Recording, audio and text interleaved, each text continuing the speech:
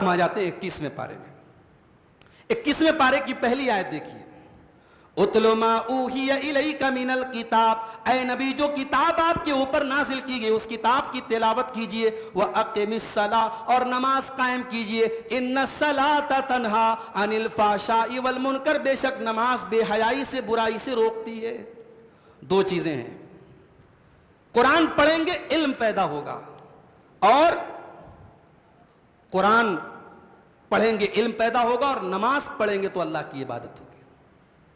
علم کے ذریعے آپ کے شبہات دور ہوں گے، اور عبادت کے ذریعے آپ کی شہوتیں کنٹرول میں رہیں گی. یہ دو چیزیں ہیں. اگر زندگی میں کامیاب ہونا ہے، ایک علم حاصل کرو اور دوسرے عبادت کرو. علم اور عبادت یہ انسان کے لیے بڑی نیسیسری چیز ہے، بڑی ضروری چیز ہے. اور یہاں قرآن کے 21ویں پارے کی سٹارٹنگ میں اللہ نے انہی دونوں کا حکم دیا. قرآن کی تلاوت کرو اور نماز قائم کرو، اور کہا نماز بے حیائی اور برائی سے روکتی ہے. ہمارے وہ نوجوان ساتھی جن کو یہ شکایت ہے کہ وہ کسی قسم کے فتنے میں پڑے ہوئے ہیں، کوئی لڑکیوں کے چکر میں پڑا ہے، کوئی ڈرگس کے چکر میں پڑا ہے، کوئی موبائل کا ایڈکٹ ہو چکا ہے، ہر قسم کی برائی سے نجات کا ایک فارمولہ قرآن دے رہا ہے. نماز کی پکی پابندی کرو. ان الصلاۃ تنہا عن الفحشاء والمنکر، بے شک نماز آپ کو بے حیائی اور برائی سے روکے گی. آپ نماز کی پابندی کیجئے، آپ دیکھیے آپ کی زندگی میں بہت ساری برائیاں آٹومیٹک دور ہو جائیں گی. اس کے بعد دنیا کی زندگی کی ایک مثال دی گئی. فرمایا وَمَا هَٰذِهِ الْحَيَاةُ الدُّنْيَا إِلَّا لَهْوٌ وَلَعِبٌ، یہ دنیا کی زندگی تو ایک کھیل اور تماشا ہے. وَإِنَّ الدَّارَ الْآخِرَةَ لَهِيَ الْحَيَوَانُ، اور آخرت کی زندگی ہی باقی رہنے والی ہے. دنیا کو کھیل کیوں کہا اللہ نے؟ موبائل پر آپ گیم کھیلتے ہیں، گیم کھیلتے جتنا بھی مزہ آ رہا ہو، ایک ٹائم ایسا آتا ہے گیم ختم ہو گیا. کوئی گیم ایسا نہیں ہوتا جو انلیمیٹڈ ہو، کوئی نہ کوئی لمٹ ہے، کوئی نہ کوئی ایسا پروسیس ہے کہ وہاں گیم اوور ہو گیا. یہاں پہ گیم ختم ہو گیا. زندگی گیم ہے میرے بھائی، اللہ کہہ رہا ہے گیم ہے یہ، اور اس گیم کو ایک دن ختم ہو جانا ہے. کسی نے بڑا پیارا جملہ استعمال کیا ہے، کہا کہ اگر یہ دنیا آپ کے لیے باقی رہ بھی جائے، جس دنیا پر آپ کو بڑا ناز ہے، زمین پہ ناز ہے، پلاٹوں پہ ناز ہے، پراپرٹی پہ ناز ہے، بینک بیلنس پہ ناز ہے، اگر دنیا کی یہ دولت اور دنیا کی یہ پراپرٹی اور دنیا کی یہ چیزیں باقی رہ بھی جائیں، آپ باقی نہیں رہیں گے. ایک دن آئے گا، مکان ہوگا، آپ اس مکان میں نہیں ہوں گے. تجوری ہوگی، چابی کسی اور کے پاس ہوگی. بینک بیلنس ہوگا، کوئی اور فائدہ اٹھائے گا. تو جو زمین، جو جائیداد، جو دولت آپ کی ہمیشہ کام آنے والی نہیں ہے، کیوں اس کے لیے اتنی ہائے توبہ مچا کے رکھے ہو میرے بھائی؟ اللہ کہہ رہا ہے میرے بندو، باقی رہنے والی، زندہ رہنے والی اگر کوئی زندگی ہے تو آخرت کی زندگی. محنت کرو تو آخرت کے لیے کرو، کوشش کرو تو آخرت کے لیے کرو. یہ 20 سال 25 سال 40 سال کی زندگی کے لیے اتنا مر رہے ہو، کٹ رہے ہو، اگر محنت کرنا ہے تو اس زندگی کے لیے کرو. اس کے بعد اللہ تعالیٰ نے بندوں کی ایک کمزوری بیان کی، اور اگر ہم غور کریں تو یہ کمزوری ہم سب کے اندر ہے. اللہ نے فرمایا یعلمون ظاہرا من الحیات الدنیا وہم عن الآخرۃ ہم غافلون. میرے بہت سارے بندے ایسے ہیں جو دنیا کی زندگی کی بڑی نالج رکھتے ہیں، دنیا کا بہت علم ہے ان کے پاس، لیکن آخرت کے معاملے میں بہت غافل ہیں، بہت بے خبر ہیں. دنیا کی بڑی خبر ہے صاحب، آندھرا پردیش کی پالیٹکس میں کیا ہونے والا ہے، کون سی ایم بننے والا ہے، کون ایم پی بننے والا ہے، کون ایم ایل اے بننے والا ہے. 2 گھنٹہ آپ اسپیچ سن لو بھائی صاحب، بڑی جانکاری ہے پالیٹکس کی. اپنے دنیا کی فیلڈ کی بڑی جانکاری ہے. جو انسان دنیا کی فیلڈ کا، دنیا کی پالیٹکس کا، دنیا کی علوم کا اتنا ماہر ہے، اس سے پوچھو بھائی صاحب دعائے قنوت یاد ہے آپ کو؟ نہیں یاد ہے. جنازے کی نماز کی دعا یاد ہے؟ نہیں یاد ہے. اس سے پوچھو تو 2 رکعت نماز پڑھ سکتا ہے؟ نہیں پڑھ پائے گا نبی کے طریقے کے مطابق. اللہ کہہ رہا ہے میرے بندو، یہ کون سی نالج ہوئی؟ دنیا کی نالج حاصل کرنا برا نہیں ہے، مگر یاد رکھو قبر میں نہیں پوچھا جائے گا کہ آپ سائنس کے ماہر تھے کہ نہیں تھے. قبر میں نہیں پوچھا جائے گا آپ کی انگلش کیسی ہے، آپ کو میتھمیٹکس آتی ہے کہ نہیں آتی، آپ نے 12th پاس کیا کہ نہیں کیا. قبر میں تو 3 ہی سوال پوچھا جائے گا، من ربو کا، ما دینوں کا، من نبیوں کا. تیرا رب کون، تیرے نبی کون، تیرا دین کیا؟ اور ان 3 سوالوں کا جواب آپ کو دین کے علم میں ملے گا میرے بھائی. تو اصل علم تو آخرت کا علم ہے. امام حسن بصری کہتے ہیں کہ بعض لوگ اتنے ماہر ہوتے ہیں کہ اپنے ناخن پہ رکھ کر کے وہ دینار کا وزن، دینار بولتے سونے کے سکے کو، گولڈ کوائن کو، دینار کا وزن وہ ناخن پہ رکھ کے بتا دیں گے، 10 گرام ہے، 9 گرام ہے، 8 گرام ہے، دینار کا وزن بتا دیں گے. لیکن اس ماہر انسان کو 2 رکعت نماز پڑھنے کا شعور نہیں ہے. یہ امام حسن بصری اپنے دور کی بات کر رہے ہیں. اور آج 2024 میں تو ایسے لوگ درجن کے بھاؤ آپ کو ملیں گے، تھوک کے بھاؤ ملیں گے. دنیا کے بڑے ماہر ہیں لیکن آخرت کے معاملے میں غافل ہے میرے بھائیوں. یہ بالکل ریئلٹی ہے اور یہ ہم اس کو آن گراؤنڈ دیکھ سکتے ہیں اس کو. اس کے بعد اللہ تعالیٰ نے اپنی 2 بڑی نشانیوں کو بیان کیا. فرمایا وَمِنْ آيَاتِهِ أَنْ خَلَقَ لَكُم مِّنْ أَنفُسِكُمْ أَزْوَاجًا. اللہ کی بہت بڑی نشانی یہ ہے کہ اس نے تمہاری بیویوں کو بنایا لِتَسْكُنُوا إِلَيْهَا تاکہ تم ان سے سکون حاصل کرو. بیوی سے سکون ملتا ہے. معاف کرنا میرے بھائیوں، دنیا کی عدالتیں لیگل کر دیں لیو ان ریلیشن شپ کو، دنیا کی عدالتیں لیگل کر دیں گرل فرینڈ اور بوائے فرینڈ کے کلچر کو، قرآن کریم اس کو انلیگل قرار دیتا ہے. اور قرآن کہتا ہے حرام رشتے میں کبھی سکون نہیں مل سکتا. سکون ملے گا تو حلال رشتے میں ملے گا. سکون اگر ہے تو میاں بیوی کے رشتے میں ہے. شوہر زمانے کی تھکاوٹیں لے کے گھر آئے، کاروبار کی 1000 ٹینشنیں لے کے گھر میں آئے، بیوی مسکرا کے 2 میٹھے جملے بول دے، بچے مسکرا کے باپ کی گود میں آ جائیں، بیوی بچوں کے بیچ میں آ کے انسان سارا غم بھول جاتا ہے میرے بھائی. وَمِنْ آيَاتِهِ، اللہ کی بہت بڑی نشانی یہ ہے أَنْ خَلَقَ لَكُمْ کہ اللہ نے تمہارے لیے پیدا کیا مِنْ أَنفُسِكُمْ تمہارے ہی اپنے نفس میں سے تمہارے جوڑے بنائے. اللہ نے جوڑا بنایا تو ہمارے حساب سے، جو ہمارے لیے کمپیٹیبل ہو، جو ہمارے لائق ہو. اللہ نے ایسا نہیں کہ مرد کا جوڑا جو ہے وہ اللہ نے کسی اور مخلوق میں رکھا. اللہ نے مرد کا جوڑا عورت کو بنایا ہمارے جنس میں سے، ہمارے یعنی ہم جس جنڈر سے ہم ہیں، اللہ تبارک و تعالیٰ نے انسانوں میں سے ہی مردوں اور عورتوں کو ایک دوسرے کے لیے جوڑا بنایا. اس کے بعد اللہ نے ایک بڑا پیارا لفظ ارشاد فرمایا وَجَعَلَ بَيْنَكُمْ مَوَدَّةً وَرَحْمَةً، اور اللہ نے میاں بیوی کے بیچ میں محبت اور رحمت پیدا کر دی ہے. علماء نے لکھا ہے کہ محبت کا تعلق جوانی سے ہے اور رحمت کا تعلق بڑھاپے سے. میاں بیوی جب تک جوان ہوتے ہیں محبت کا رشتہ ہوتا ہے. شوہر 70 سال کا ہو گیا، بیوی 60 سال کی ہوگی، اب محبت کہاں رہ گئی بھائی؟ اب فزیکل انٹریکشن کہاں ہے؟ اب فزیکل اٹریکشن کہاں ہے؟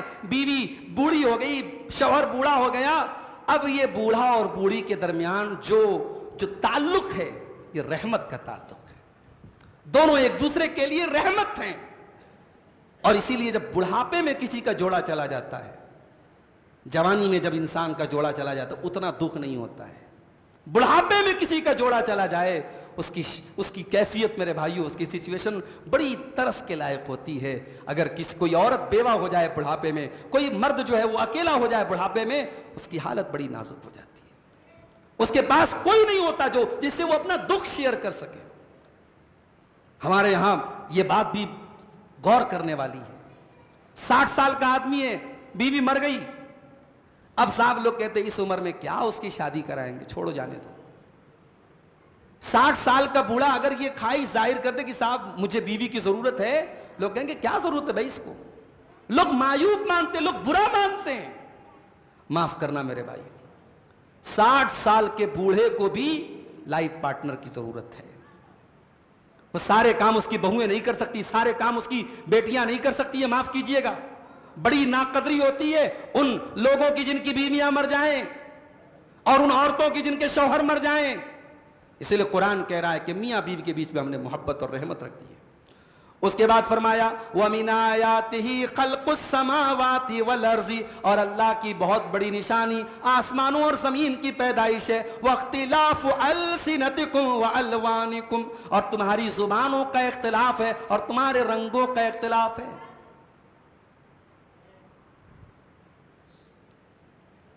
زبانوں کا اختلاف آپ دیکھیے، تلنگانہ میں ہے الگ زبان ہے، حیدرآباد میں ہے الگ بولی ہے، کرنول آگے بول چال بدل گئی، آگے رائچور چلے گئے کچھ اور زبان ہو گئی, بول چال بدل گئی, یوپی پہنچے کچھ اور ہے, بازو میں بہار ہے کچھ اور ہے, جھارکھنڈ میں کچھ اور ہے, بنگال میں, ایک کنٹری میں 20 زبانیں ہیں.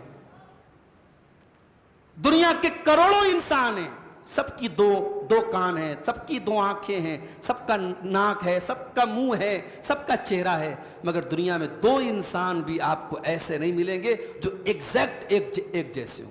جڑوا بچے بھی ہوتے ہیں نا, کچھ نہ کچھ ڈیفرنس ہوتا ہے. یہ اللہ تبارک و تعالیٰ کی کاریگری نہیں ہے میرے بھائی. دنیا کے کسی اور کارخانے کا ایسا پروڈکشن ہو سکتا ہے کہ وہاں سے اتنی چیزیں نکلیں اور سب میں ویریشن ہو, سب میں ڈیفرنس ہو؟ اللہ تعالیٰ کا ایک کتنا پیارا نظام ہے, کروڑوں اربوں انسان ہیں اور سب ایک دوسرے سے الگ ہیں. وہ چائنا اور جاپان کے اندر بھی ہمیں دکھنے میں لگتے ہیں سب ایک جیسے تھوڑی ہوتے ہیں, ان میں بھی کچھ نہ کچھ فرق ہوتا ہے.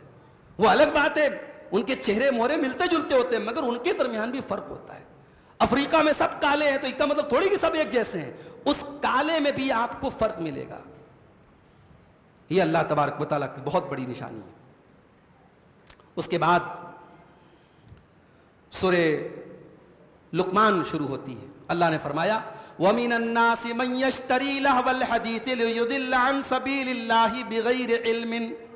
لوگوں میں کچھ ایسے بھی لوگ ہوتے ہیں جو لہو الحدیث کو خریدتے ہیں, جو بیکار باتوں کو خریدتے ہیں, لِيُضِلَّ عَن سَبِيلِ اللَّهِ, تاکہ اللہ کے راستے سے لوگوں کو روک دیں, بغیر علم, بغیر علم کے, وَيَتَّخِذَهَا هُزُوًا, اور اللہ کے دین کا مذاق بنا دیں. جب اللہ کے نبی قرآن پڑھتے تھے, مکے کے کافروں کو برداشت نہیں ہوتا تھا. قرآن پڑھا جاتا تھا تو وہ آ کر کے سننے لگتے تھے. تو بعض کافروں نے دیکھا کہ قرآن کی جو کشش ہے وہ لوگوں کو مائل کر رہی ہے, تو انہوں نے لونڈیوں کو بلوایا ایران سے خوبصورت لونڈیاں آئیں اور وہ ناچ کر کے اور گا کر کے ایران کے قصے کہانیاں اور گانے بجانے سنانے لگی. تو یہ پلاننگ کی گئی تاکہ لوگوں کو قرآن سے روکا جائے. اسی لیے علماء نے اس آیت کی تفسیر میں, صحابہ نے اس آیت کی تفسیر میں کہا کہ لہو الحدیث سے مراد گانا ہے, سانگ ہے. سانگ سب سے خطرناک چیز ہے. اور کسی مفسر نے بڑا پیارا جملہ استعمال کیا, کہا کہ الغناء رقیۃ الزنا, یہ جو گانا بجانا ہوتا ہے نا, یہ زنا کا رقیہ ہوتا ہے. رقیہ سمجھتے ہیں؟ جھاڑ پھونک, کسی کے اوپر جھاڑ پھونک کیا جائے اس کو رقیہ بولتے ہیں. تو زنا کا رقیہ گانا بجانا ہے. انسان زنا کا راستہ گانے بجانے سے طے کرتا ہے. آج کل وہ حرام رشتے جو ہوتے ہیں نا, سوشل میڈیا پر جو چیٹنگ ہوتی ہے, تو اس میں ایک دوسرے کو اٹریکٹ کرنے کے لیے بالی ووڈ کے سانگ بھیجے جاتے, گانے بھیجے جاتے, یہ ظاہر کرنے کے لیے کہ میں تم سے کتنی محبت کرتا ہوں یا کرتی ہوں. یہ ظاہر کرنے کے لیے لوگ ایک دوسرے کو ریلز بھیجتے ہیں, گانے بھیجتے ہیں. تو آج بھی یہ گانے, یہ سانگز, یہ زنا کا رقیہ ہے اور یہ سوسائٹی کی حقیقت ہے. اچھا, اللہ نے کہا کہ گانے کو خریدنے, آج خریدتا تو کوئی نہیں ہے بھائی. موبائل پر ہم نے ریچارج کرایا تو گانا لوگ سن رہے ہیں, تو خرید تو نہیں رہے ہیں. کسی زمانے میں لوگ خریدتے تھے, آج خرید نہیں رہے. اگر آپ نے اپنی زندگی کا 10 منٹ بھی میوزک اور گانے پر برباد کیا تو آپ نے اپنے 10 قیمتی منٹ برباد کر دیے. آپ نے گویا کہ اس گانے کو خرید لیا. آپ نے اپنی زندگی کے 10 قیمتی پل گما دیے. آپ نے پیسہ تو نہیں لگایا, مگر پیسے سے بھی زیادہ قیمتی چیز آپ نے اپنا ٹائم برباد کر دیا. اس لیے اللہ کہہ رہا ہے کہ کچھ ایسے بھی لوگ ہوتے ہیں جو گانے بجانے کو خریدتے ہیں تاکہ اللہ کی راہ سے لوگوں کو روکیں. اس کے بعد حضرت لقمان کا ذکر اللہ نے کیا. یہ لقمان کون تھے؟ کیا پیغمبر تھے؟ نہیں, پیغمبر نہیں تھے. یہ اللہ کے نیک بندے تھے.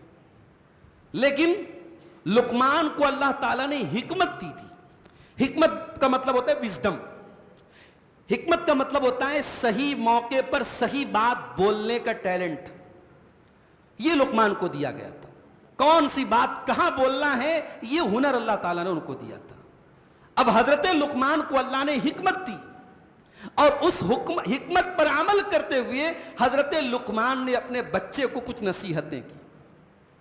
لقمان نبی نہیں تھے, لقمان اللہ کے نیک بندے تھے, مگر وہ نصیحت جو انہوں نے اپنے بیٹے کو کی, اللہ کی نظر میں وہ نصیحت اتنی قیمتی تھی کہ اللہ نے قرآن میں اس کو بیان کر دیا. پتہ یہ چلا کہ باپ کے پاس زندگی میں اتنا ٹائم تو ہونا چاہیے کہ وہ بیٹے کو نصیحتیں کرے. معاف کیجئے گا میرے بھائیوں, آج ہم یہ تو شکایت کرتے کہ ہمارے بچے بگڑ رہے ہیں. کبھی اپنے دل سے پوچھو کہ آپ ان بچوں کی تربیت پر ٹائم کتنا دے رہے ہیں. آج کتنے باپ ہیں تو 24 گھنٹے میں آدھا گھنٹہ بھی اپنے بچوں کے ساتھ بیٹھ کر کے کچھ دین کی باتیں کریں، کچھ ان کو اچھے مورلز، اچھی مورل ویلیوز، اچھے ایٹیکیٹس ان کو سکھائیں، اچھی باتیں ان کو سکھائیں۔ ہمارے بچے تو اسکولوں کے بل پہ پلتے ہیں بھائی صاحب۔ بچہ اسکول چلا گیا، اسکول سے آیا کوچنگ چلا گیا، کوچنگ سے آیا ٹیوشن پہ چلا گیا، ٹیوشن سے آیا گھر پہ ہوم ورک کر رہا ہے۔ ماں باپ کے پاس بچے کے لیے ٹائم نہیں ہے۔ قرآن کہتا نہیں ٹائم نکالو۔ وَإِذْ قَالَ لُقْمَانُ لِابْنِهِ وَهُوَ يَعِظُهُ، یاد کرو جب لقمان اپنے بیٹے کو نصیحت کر رہے تھے اور کہہ رہے تھے یا بنی لا تشرک باللہ، اے میرے بچے تو اللہ کے ساتھ کبھی شرک نہ کرنا، ان الشرک لظلم عظیم، شرک دنیا کا سب سے بڑا گناہ ہے۔ پہلی نصیحت حضرت لقمان نے کی کہ شرک مت کرنا، پہلی نصیحت اللہ کا حق بتایا کہ میرے بیٹے شرک مت کرنا۔ اور جب لقمان نے اپنے بیٹے کو اللہ کا حق بتایا تو اب اللہ ان کے بیٹے کو ان کا حق بتا رہا ہے۔ اللہ فرما رہا ہے وَوَصَّيْنَا الْإِنسَانَ بِوَالِدَيْهِ، ہم نے انسان کو حکم دیا کہ اپنے ماں باپ کے ساتھ تو اچھا سلوک کر۔ حملت امہ وہنن علی وہن، تیری ماں نے تکلیفوں کے ساتھ تجھے اپنے پیٹ میں رکھا اور تکلیفوں کے ساتھ تجھے جنم دیا۔ وفصالہ فی عامین، اور 2 سال تک تجھے دودھ پلایا۔ انشکر لی ولوالدیک، اے میرے بندے تو میرا بھی شکریہ ادا کر اور اپنے ماں باپ کا شکریہ بھی ادا کر۔ الی المصیر، تجھے مرنے کے بعد میرے ہی پاس آنا ہے۔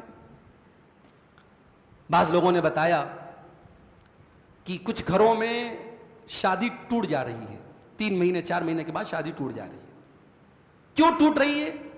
لڑکی کہہ رہی ہے کہ مجھے والدین سے الگ رہنا ہے، مجھے ساس سسر کے ساتھ نہیں رہنا ہے۔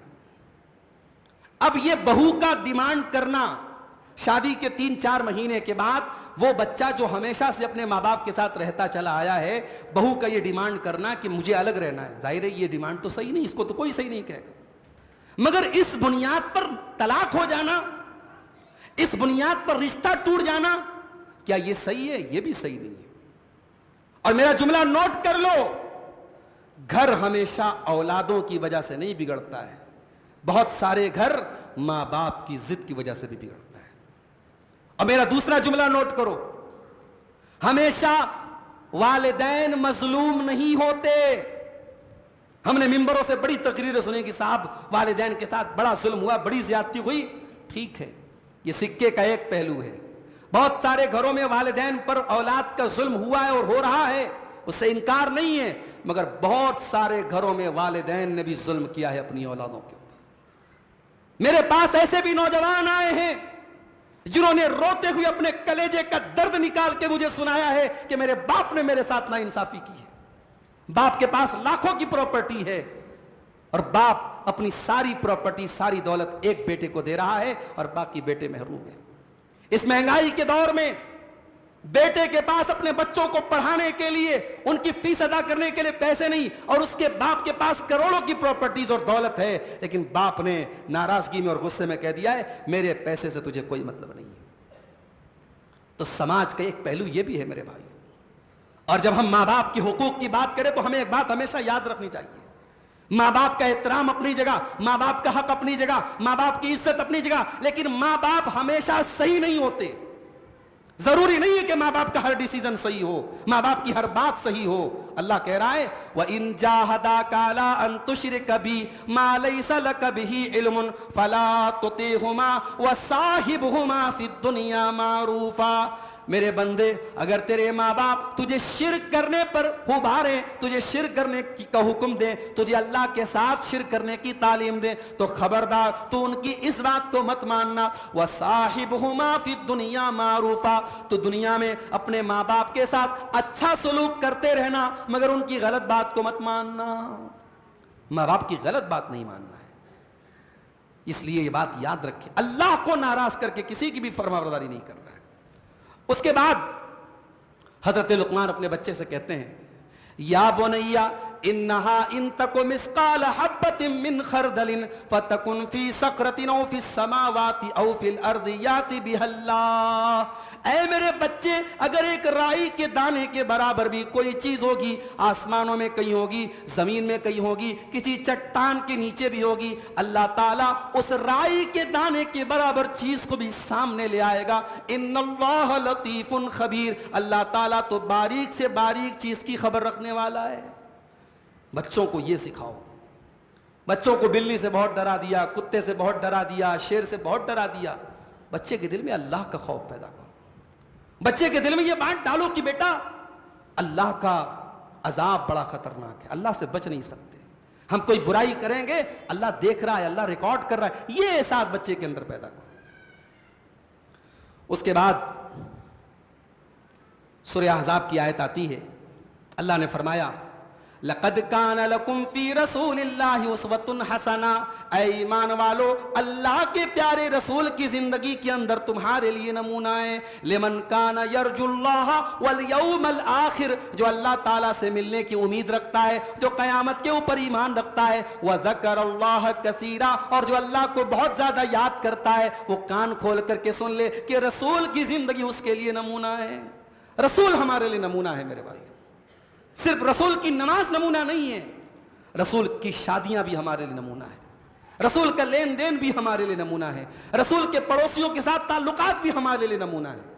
معاف کرنا میرے بھائیوں, آج ہمیں نماز میں تو نبی یاد ہیں, ہمیں روزے میں تو نبی یاد ہیں, ہمیں وضو کرتے وقت تو نبی یاد ہیں, ہمیں غسل کرتے وقت تو نبی یاد ہیں, لیکن ہمیں اپنے ریلیشن شپس میں, اپنے تعلقات میں, اپنے لین دین میں, اپنے اخلاق میں, اپنے شادی بیاہ میں ہمیں نبی یاد نہیں ہیں. اور قرآن کہہ رہا ہے کہ نبی کمپلیٹلی تمہارے لیے نمونہ ہے. لقد کان لکم فی رسول اللہ اسوۃ حسنہ, رسول تمہارے لیے نمونہ ہے. اس کے بعد 21ویں پارے کے آخر میں اللہ تعالیٰ نے اپنے نبی کو ایک حکم دیا. ایک موقع ایسا آیا تھا کہ اللہ کے نبی کی بیویوں نے اللہ کے نبی سے ڈیمانڈ کی کہ اے اللہ کے نبی صلی اللہ علیہ وسلم, ہمیں جو سال میں خرچہ دیا جاتا ہے, جو وظیفہ دیا جاتا ہے, اس میں کچھ بڑھوتری, کچھ انکریمنٹ ہونا چاہیے. جب مدینہ میں اور لوگوں کی زندگی تھوڑی خوشحال ہو گئی تو کیا نبی کی بیویوں کو اور اچھی اور لگزریس لائف گزارنے کا حق نہیں ہے؟ تو نبی کی بیویوں نے ڈیمانڈ کی کہ ہمارا پیسہ جو ہمیں دیا جاتا ہے سال میں وہ بڑھایا جائے, ہم بھی اچھے کپڑے پہنے, ہم بھی اچھا کھانا کھائیں, ہمارا بھی آرام دہ زندگی گزارنے کا حق ہے ہمیں. تب اللہ نے 21ویں پارے کی لاسٹ میں 2 آیتیں نازل کی. یا ایھا النبی قل لازواجک ان کنتن تردن الحیات الدنیا وزینتها, اے نبی اپنی بیویوں سے کہہ دیجئے اگر تم دنیا کی زندگی چاہتی ہو اور دنیا کی چمک دمک چاہتی ہو, فتعالینا, تو آ جاؤ, امتعکن, میں تم کو دنیا کی دولت دے دیتا ہوں, واسرحکن سراحا جمیلا, لیکن اے میری بیویوں میں تم کو طلاق دے دیتا ہوں, تم کو عزت کے ساتھ ودا کر دیتا ہوں, اب تم میرے گھر میں نہیں رہ سکتی. دنیا چاہیے, کپڑے چاہیے, زیورات چاہیے, جیولری, آؤ میں سب دیتا ہوں, مگر پھر تم نبی کے گھر میں نہیں رہ سکتی, چلی جاؤ یہاں سے. وَإِن كُنتُنَّ تُرِدْنَ اللَّهَ وَرَسُولَهُ, اور اگر تم اللہ سے محبت کرتی ہو, اس کے رسول سے محبت کرتی ہو, وَالدَّارَ الْآخِرَةَ, اور آخرت میں اپنا گھر بنانا چاہتی ہو, فَإِنَّ اللَّهَ أَعَدَّ لِلْمُحْسِنَاتِ مِنْكُنَّ أَجْرًا عَظِيمًا, تو اے نبی کی بیویوں تم نیکی کا کام کرتی رہو, اللہ تعالیٰ نے تمہارے لیے بہت بڑا ثواب تیار کر کے رکھا ہے. جب یہ 2 آیتیں نازل ہوئیں, اللہ کے نبی اپنی محبوب بیوی حضرت عائشہ کے پاس آئے, کہا کہ عائشہ ایک بات کہنی ہے تم سے. کیا بات ہے اللہ کے نبی؟ عائشہ بات بڑی امپورٹنٹ ہے, اپنے ماں باپ سے مشورہ کرنے کے بعد مجھے جواب دینا. اے اللہ کے نبی ایسا کون سا میٹر ہے کہ آپ اتنے سیریس ہو کر کے بات کر رہے ہیں, ماں باپ سے مشورہ لینے کی بات کر رہے ہیں, کیا بات ہے؟ اللہ کے نبی نے قرآن کی یہی 2 آیتیں پڑھ کے سنا دی. کہا کہ اے عائشہ اللہ تمہیں اختیار دے رہا ہے, آپشن دے رہا ہے, چاہو تو دنیا کی دولت لے لو اور چاہو تو نبی کے ساتھ رہو. نبی کے ساتھ رہو گی تو پریشانیاں آئیں گی, فاقے کرنے پڑیں گے, بھوکا رہنا پڑے گا, لگزریس لائف نہیں ملے گی, مگر جنت ملے گی. اور اے عائشہ اگر دنیا کی دولت چاہیے تو آؤ میں طلاق دے دیتا ہوں, چلی جاؤ. یہ اللہ آپشن دے رہا ہے. اب عائشہ تم غور کر کے سوچ سمجھ کے جواب دو, تمہارا ریپلائی کیا ہے. میری مائیں بہنیں اگر موجود ہیں تو سنیں. آج زندگیاں گزر جاتی ہماری ماں بہنوں کی, یہ زیور ہونا, وہ کپڑے ہونا, وہ نقاب ہونا, یہ ہونا, وہ ہونا. شوہر بیچارہ جو ہے شادی کے بعد انہیں بھول بھلائیوں میں گم ہو جاتا ہے. اس کی زندگی جو ہے وہ عورت کے ان شوق اور ارمانوں کو پورا کرنے میں گزرتی ہے. میں یہ نہیں کہتا, یہ تو عورت کی فطرت ہے, سجنا سنورنا, اچھے کپڑے پہننا عورت کی فطرت ہے, مگر اس کو اگر آپ نے زندگی کا مقصد بنا لیا ہے میری ماں بہنوں, تو معاف کرنا یہ مقصد نہیں ہے. अम्मा आयशा ने क्या जवाब दिया? बुखारी के अल्फाज हैं, अम्मा आयशा ने फरमाया कि अल्लाह के नबी आप कैसी बात कर रहे हैं?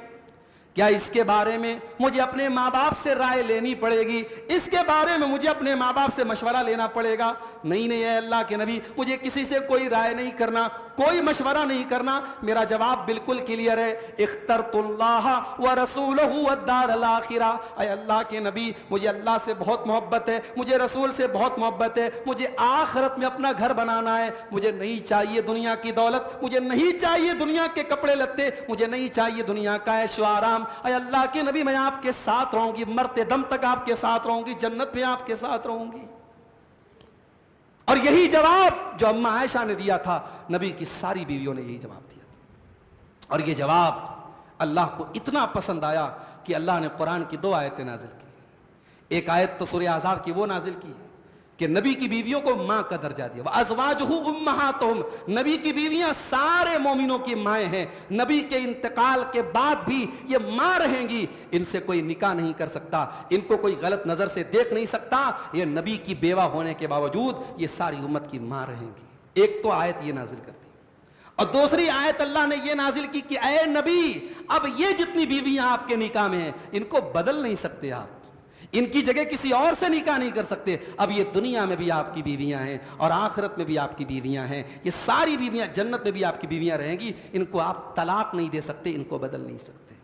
जिन्होंने अल्लाह के लिए अपना सब कुछ कुर्बान किया, अल्लाह ने उनको ये मकाम दिया मेरे प्यारे साथियों। और ये इस बात की दलील भी है कि नबी की जितनी बीवियां थी सब काबिल एहतराम हैं। बड़े बदनसीब हैं वो लोग जो आज अहले बैत की मोहब्बत का ढिढोरा पीटते हैं और हज़रत आयशा के बारे में गंदी ज़ुबान इस्तेमाल करते हैं, सिर्फ इसलिए क्योंकि हज़रत आयशा का हज़रत अली से किसी मामले में इख्तलाफ हो गया। इख्तलाफ होना इंसानी फितरत है मेरे भाई, इख्तलाफ की वजह से न अली का मकाम घट गया, न अम्मा आयशा का मकाम बढ़ गया। जो अली का मकाम वो अपनी जगह है, जो आयशा का मकाम है वो अपनी जगह है। सहाबे किराम के आपस के इख्तिलाफात की वजह से किसी सहाबी पर और नबी की किसी बीवी पर तबर्रा करना और गंदी ज़बान इस्तेमाल करना, ये खबीस और गंदे लोगों का काम है, ये कुरान और सुन्नत के मानने वाले का काम कभी नहीं हो सकता है। नबी की सारी बीवियां कुरान के इस आयत के मुताबिक जन्नती हैं और हम सब की माँ हैं और उनका एहतराम हम सब पर लाजिम है। और इसी के साथ 21वें पारे की तफसीर मुकम्मल होती है। इंशाअल्लाह हम इस सिलसिले को आगे बढ़ाएंगे। दुआ कीजिए अल्लाह ताला इस सिलसिले को हमको 27वें रमज़ान के पहले पहले पूरा करने की तौफीक अता फरमाए। अल्लाह ताला हम सबको कुरान करीम को पढ़ने की, समझने की, गौर करने की और उस पर अमल करने की तौफीक अता फरमाए। आमीन व आखिर दावाना अनिल हम्दुलिल्लाहि रब्बिल आलमीन। वस्सलामु अलैकुम व रहमतुल्लाह।